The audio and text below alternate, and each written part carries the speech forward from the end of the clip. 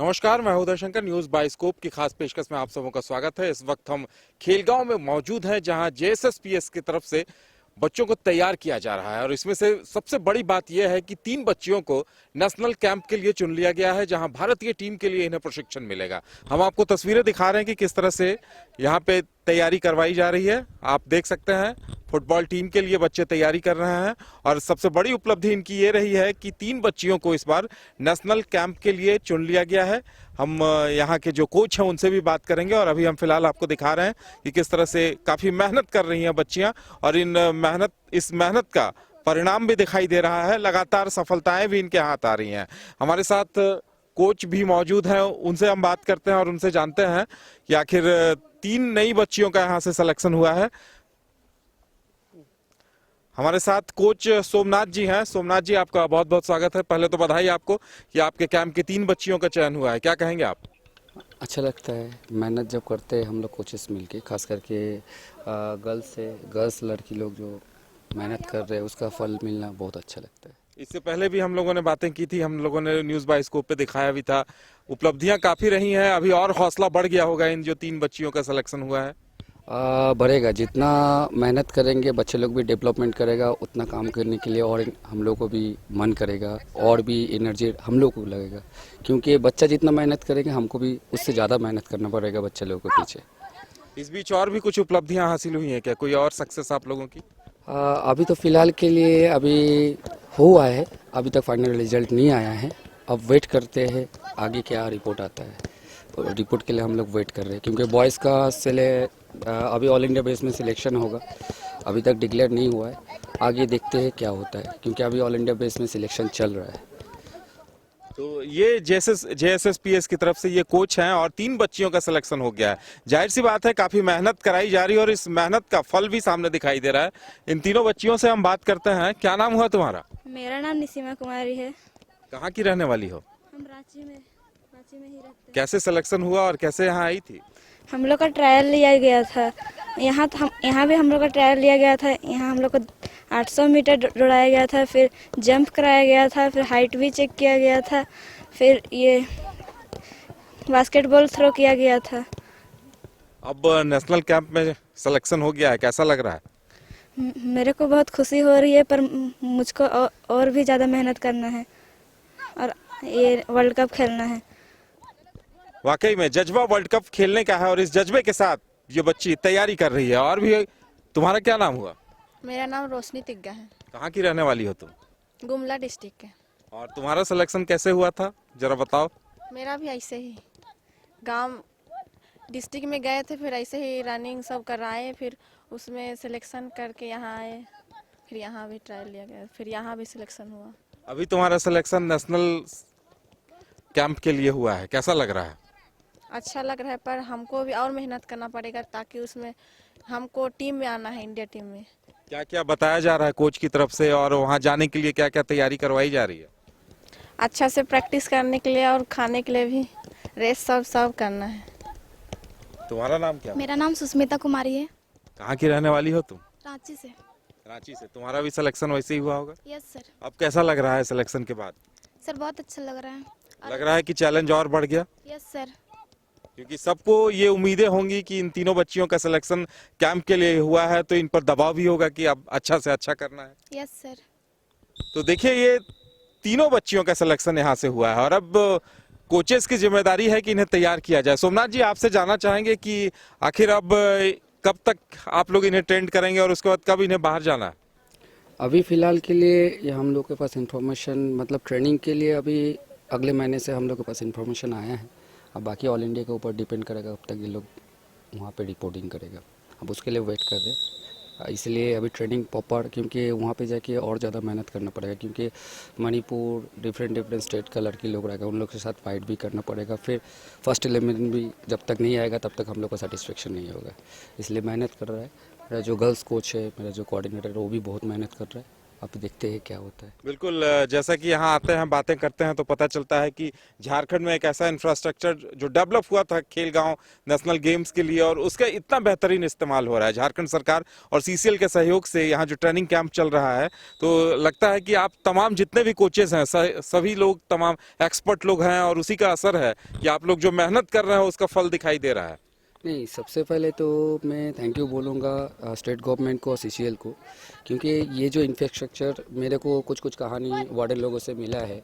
जो बच्चे लोग छोटा छोटा टाइम में आया था, जिन लोगों को ठीक से खाना खाने मतलब प्रॉब्लम होता था मम्मी पापा को छोड़ के, इसलिए ये जो कॉन्सेप्ट है पूरा इंडिया में आई थिंक नहीं है। मैं भी डिफरेंट स्टेट में गया हूँ, तो अभी सबका सहयोग है, डिफरेंट इवेंट का भी कोच लोगों का सहयोग है, वो लोग भी मनोबल देता है इन लोगों को। तो उसी का फलस्वरूप आहिस्ता आहिस्ता हम लोग डेवलप कर रहे हैं। अभी बहुत मेहनत करना है आगे से। आई थिंक सरकार भी और सीसीएल भी और भी हम लोग को हेल्प करेगा जो इन लोगों के पीछे मेहनत करने के लिए। इसलिए थैंक यू तो मैं सीसीएल और झारखंड गवर्नमेंट और जो वार्डन लोग हैं यहाँ पे, जो हम लोग से आने से पहले जो मेहनत कर रहे हैं इन लोगों का पीछे, खाना पीना सब कुछ वही लोग देख रहा है। क्योंकि हम लोग ओनली 6 आवर्स रहते हैं ग्राउंड में उन लोगों के साथ, बाकी 24 आवर्स इन लोगों के साथ वही वार्डन लोग भी है। आप लोगों ने देश विदेश का दौरा किया होगा, कई दूसरे राज्यों के बच्चों को देखा होगा, झारखंड के बच्चों को पहली बार ऐसा मौका मिला है। और जैसा कि हम देख पा रहे हैं कि तमाम गांव के सुदूर इलाकों के बच्चे हैं, उनके लिए ये प्लेटफॉर्म मिलना बहुत बड़ी बात है। आप कैसा महसूस करते हैं कि उनके अंदर जो एक विल पावर होना चाहिए, एक जो होना चाहिए कुछ कर दिखाना है, वो भाव कहाँ तक दिखता है आपको? देखिए सर, सबसे बड़ी बात है एवरी एकेडमी में सब बना हुआ, मतलब हम मेरा जो पर्सनल एक्सपीरियंस है, ये बच्चा लोग बचपन से तैयार हो रहा है। पर्टिकुलरली इन लोगों का कोई वो नहीं था जो कोई इवेंट में जाना, उन लोगों का कॉन्सेप्ट में नहीं था। मतलब कोई इवेंट में हमको डेवलपमेंट करना है, जो कुछ भी डेवलपमेंट किया है यहाँ पे आके इन लोगों का फुटबॉल सिलेक्शन करना, कोई डिफरेंट इवेंट सिलेक्शन करना, तो ये चीज़, ये कॉन्सेप्ट इंडिया में एकदम नया है। तो एक न्यू मतलब एकदम बच्चा को एक शेप में लाना, जैसे फुटबॉल शेप में, कोई एथलेटिक शेप में, ये शेप में लाना बहुत बड़ा चैलेंजिंग का काम है। और ऐसे चैलेंजिंग काम कोई भी कोच के लिए, मेरा थॉट है, कोई भी कोच के लिए बहुत मतलब क्या बोलते हैं, मन में बहुत आनंद होता है। और अब 3 बच्चों का सिलेक्शन और हुआ, 3 बच्चियों का, तो उत्साह और बढ़ गया होगा। नहीं, उत्साह तो बढ़ गया हो, लेकिन चैलेंज और है। क्योंकि देखिए अभी हम लोग आगे बढ़ रहे हैं, जब तक नहीं हो रहा है तब तक हम लोग का कंपटीशन उतना है, तो अभी आगे बढ़ रहे हैं। अभी हम लोग को पीछे मुड़ के नहीं देखना है। जितना डेवलपमेंट करेगा बच्चे लोग, उतना हम लोग का और भी मन उत्साह बढ़ेगा। लेकिन मेन क्या है, अभी पहले नहीं था, कोई प्रॉब्लम नहीं था, अभी हम लोग आगे बढ़ रहे हैं, इसलिए आप पीछे मुड़ के नहीं देखना है। अभी हम लोग को आगे बढ़ते जाना है, पीछे मुड़ के और उम्मीद की जानी चाहिए कि 2-4 सालों के बाद बहुत बेहतरीन स्पोर्ट्स में बेहतर करेगा झारखंड, और जो बच्चे तैयार हो रहे हैं वो पदक भी लेकर आएंगे। देखिए 2-4 साल के बाद उम्मीद नहीं बोलूँगा, मैं तो कंफर्म बोलूँगा। क्योंकि जो चीज़ अभी चल रहा है, आई थिंक इसी फ्लो में अगर चलेगा, 2 साल के बाद बहुत सारा प्लेयर फुटबॉल, पर्टिकुलरली मैं फुटबॉल बोल रहा हूँ, बहुत सारा प्लेयर इंडिया रिप्रेजेंट करेगा। सिर्फ इंडिया रिप्रेजेंट नहीं, मेरा ये मानना है सीनियर लेवल में, जूनियर लेवल में, देखिए बहुत सारा प्लेयर है जो जूनियर लेवल खेल के उसके बाद खो गया है। मेरा मानना है बच्चे लोग बहुत पिछड़ा हुआ फैमिली से आता है, तो अगर ये लोग सीनियर लेवल में खेला तभी हम लोग सक्सेस है। प्रोफेशनल फुटबॉल जो होता है उस लेवल में खेला तभी सक्सेस है। क्योंकि देखिए अभी बॉयज़ का आईएसएल है, ठीक है, तो और गर्ल्स का भी होने वाला है आई थिंक। तो जब तक उस लेवल में नहीं पहुंचेगा, जब तक सीनियर लेवल का जर्सी नहीं उठाएगा, तब तक हम लोग का काम चलते ही रहेगा। तब तक के लिए हम लोग टारगेट बना के रखें, यही है। तो वाकई में ये पूरे झारखंड के लिए सरप्राइज करने वाली बात है कि एक साथ इतने सारे बच्चे तैयार हो रहे हैं और एक्सपर्ट कोच उन्हें तैयार कर रहे हैं। उम्मीद की जानी चाहिए कि बहुत जल्द हमारे यहाँ से ऐसे ऐसे प्लेयर तैयार होंगे जो अपने प्रदेश के लिए और देश के लिए भी पदक जीत कर लाएंगे। हमारे साथ फुटबॉल कोच आरती तिग्गा है, उनसे बात करते हैं। आरती तिग्गा जी, बहुत खुशी हुई होगी आप लोगों को, आप लोगों की मेहनत सफल हुई है। हम तभी से देख रहे हैं आप काफी लगन के साथ बच्चों को सिखा रही हैं। 3 बच्चियां आपके यहाँ से सेलेक्ट हो गई हैं नेशनल कैंप के जी लिए। सर। क्या कहेंगे? सर मैं यही चाहूँगी कि अभी सिर्फ 3 बच्चे नहीं, हमारी सारी बच्चियाँ जाएं सर इंडिया कैंप के लिए। सर किस तरह से आप लोग इन्हें तैयार कर रहे हैं, क्या रूटीन है, जो खासकर जो फुटबॉल में जो उपलब्धियां हासिल हो रही हैं उनके लिए हम जानना चाहेंगे कि किस तरह से। अच्छा, दूसरे जो बच्चे हैं जो यहाँ आना चाह रहे हैं या जिन्हें रुचि है, उन्हें आप क्या टिप्स देंगी? सर हम यही बताना चाहेंगे कि मेहनत सबसे ज़्यादा ज़रूरी है। अगर आप मेहनत नहीं कीजिएगा किसी भी फील्ड में जाना इम्पॉसिबल है। सो हमेशा मेहनत कीजिए, लक जरूर साथ देगा आपका। बिल्कुल, फिजिकली तैयार करने के साथ साथ मेंटली भी काफी मेहनत करनी पड़ती होगी। उसके लिए आप यहाँ किस तरह से इन्हें तैयार करती हैं? मेंटली स्ट्रॉन्ग करना बच्चों को सबसे ज़्यादा ज़रूरी है, बिकॉज जहाँ मेंटल इनका लूज हुआ ये लोग डाउन हो जाता है। तो इसके लिए इनका हम वीकली काउंसलिंग करते हैं कि इनका मेंटल स्ट्रॉन्ग हो जाए। और नेशनल कैंप में सिलेक्शन हुआ है तो जाहिर सी बात है इन तमाम जो क्राइटेरिया है इन्हें फुलफिल करने वाले बच्चों का ही सिलेक्शन होता होगा। Yes sir. तो किस तरह से तैयार करती हैं, थोड़ा और विस्तार से बताइए। इनका रूटीन क्या है, किस तरह से, जैसे अभी आप ट्रेनिंग दे रही हैं तो सुबह में भी ट्रेनिंग देती होंगी? यस सर, मैक्सिमम सुबह इनके फिटनेस के ऊपर ज़्यादा ध्यान दिया जाता है। फिटनेस, कंडीशनिंग, स्प्रिंट ट्रेनिंग, ये सब सर मॉर्निंग में, और एंड इवनिंग में मैक्सिमम स्किल्स और इनके गेम के ऊपर ध्यान दिया जाता है। इसके साथ साथ इनका खान पान, इन्हें जो मिनरल्स विटामिन चाहिए उनके लिए भी, वो सब चीज़ के लिए अलग से डाइटिशियन होंगे, जरा जानना चाहेंगे आप? यस सर, इनका मॉर्निंग का जो ब्रेकफास्ट रहता है, ये लोग ग्राउंड से आने से पहले इनको जूस, खजूर और बादाम दिया जाता है सर। फिर आप चाहिए ब्रेकफास्ट में तो इनको कॉर्नफ्लेक्स, दूध, अंडा और अलग अलग रहता है, मेन्यूज रहते हैं जो इनके बॉडी के लिए बहुत ज़्यादा ज़रूरी होते हैं सर। यानी 3 बच्चियों का भी नेशनल कैंप के लिए सिलेक्शन हुआ है और जैसा इनकी कोच बता रही हैं कि बहुत जल्द कुछ और भी सरप्राइज यहाँ से मिल सकता है। इनका लक्ष्य है कि ज़्यादा से ज़्यादा बच्चियों का सिलेक्शन हो। क्या कहेंगे इस पर?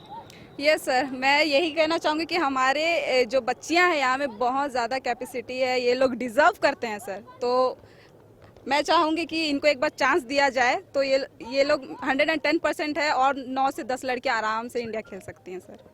चलिए, बहुत बहुत धन्यवाद आपको। तो इन्हें उम्मीद है, उम्मीद ही नहीं, ये मानकर चल रही हैं कि 9 से 10 बच्चियों का सिलेक्शन इंडिया टीम के लिए पहले तो सिलेक्शन कैंप के लिए होना है और इन्हें उम्मीद है कि आने वाले सालों में झारखंड से कम 8 से 9 बच्चियां इंडिया टीम में जगह हासिल कर दिखाएंगी। तो अभी आपने देखा कि यहाँ अंडर 14 बच्चियां और कुछ लड़के थे जो तैयारी कर रहे थे एथलेटिक्स की, अभी ट्रैक पर दौड़ कर गए हैं। उनके कोच यहाँ मौजूद हैं, उनसे हम बात करेंगे। सबसे पहले जानना चाहेंगे कि ये जो तैयारी कराई जा रही है, टारगेट क्या है, लक्ष्य क्या है आने वाले दिनों हम में? लोगों का अभी नेक्स्ट जूनियर नेशनल है जनवरी में, फोर्थकमिंग टेंटेटिव डेट है, तो उसी की तैयारी चल रहा है। उससे पहले स्टेट मीट है, Jharkhand state athletic championship Deoghar में है, दिसंबर एंड ऑफ मंथ में, मतलब लास्ट वीक में। तो हम उसकी तैयारी चल रहा है और उसके आगे जूनियर नेशनल, उसकी तैयारी चल रहा है। क्या लग रहा है जिस तरह से आप यहाँ का बच्चों को देख रहे हैं, उन्हें कोच कर रहे हैं, तो क्या, क्योंकि आपने और दूसरे जगह दूसरे राज्यों में भी देखा होगा, वहाँ के बच्चों को भी देखा होगा, यहाँ किस तरह से क्या जरूरत है बच्चों को तैयार करने के लिए? जरूरत सब कुछ ठीक ही मिल रहा है कि बाकी पिछले साल हम लोगों का जूनियर नेशनल में गुवाहाटी हुआ था, पिछले साल जो कोरोना के बाद पहले, उसमें हम 6 गोल्ड मेडल लेके आए थे। तो इस बार टारगेट है हम लोग कम से कम 10 से 15 मेडल लेके आए जूनियर नेशनल में, यही टारगेट लेके चल रहे हैं हम लोग। यानी कहा जा सकता है कि झारखंड के बच्चों में प्रतिभा रही है, पहली बार ऐसा प्रयास हो रहा है उन्हें निखारने का। तो बिल्कुल आगे एक्चुअली ये मिशन ओलंपिक्स है, हम धीरे धीरे आगे टारगेट रख के एज वाइज हम इसको इम्प्रूव कराते जाएंगे और आगे सीनियर लेवल पे, नेशनल इंटरनेशनल लेवल पे। यानी झारखंड के लोग ये उम्मीद रख सकते हैं कि आने वाले 1-2 सालों में बहुत बेहतरीन खिलाड़ी यहाँ से निकलने वाले हैं। बिल्कुल 2024 के बाद तो अब निकलेगा ही निकलेगा। 2028 का टारगेट है हम लोगों का, तो आगे तो बिल्कुल होना ही है, करना है इस हिसाब से। 2028 ओलंपिक का लक्ष्य लेकर चल रहे हैं और इनका मानना है कि आने वाले 1-2 सालों में ही यहाँ बहुत बेहतरीन खिलाड़ी निकलने वाले हैं और आगाज उसका दिखाई दे रहा है। अंजाम भी बहुत बेहतरीन होगा, इस बात की उम्मीद की जा सकती है, क्योंकि जिस तरह से यहाँ तैयारी कराई जा रही है। और सबसे बड़ी बात है कि बच्चों को काफी दूर दराज के इलाकों से चुनकर लाया गया है। जो सिलेक्शन प्रोसेस है, अच्छा, जो बच्चे आना चाह रहे हैं और जो तैयारी करना चाह रहे हैं, उनके लिए आप क्या टिप्स देंगे? उनके लिए यही टिप्स है, जो अच्छा करो और स्टेट लेवल में मेडल लेके फिर हमारे पास प्रूवन टैलेंट में जैसे SPS में आ जाओ। हम उनको यही बोलेंगे, थोड़ा मेहनत करके स्टेट मेडल ले लो और जैसे SPS में एंट्री कर लो। मतलब जो बच्चे तैयारी कर रहे हैं उनके लिए भी ये हो सकता है कि वो अगर बेहतर कर रहे हैं तो वो सीधे यहाँ एंट्री पा सकते हैं। इसको प्रूवन टैलेंट में डायरेक्ट आ सकता है। तो ये एक ऐसा प्लेटफॉर्म है कि जो बच्चों में प्रतिभा है, जिनमें टैलेंट है, वो तैयारी करें और वो सीधे आकर यहाँ अपना हुनर दिखाएं, अपने अंदर की प्रतिभा को दिखाएं, उन्हें मौका मिलेगा। JSSPS के कोच उन्हें निखारेंगे और एक बेहतरीन खिलाड़ी बनाएंगे। उम्मीद की जानी चाहिए कि जल्द ही यहाँ बेहतर परिणाम देखने को मिलेगा। फिलहाल हमारे साथ इतना ही न्यूज बाइस्कोप में। मुझे दीजिए इजाजत, नमस्कार।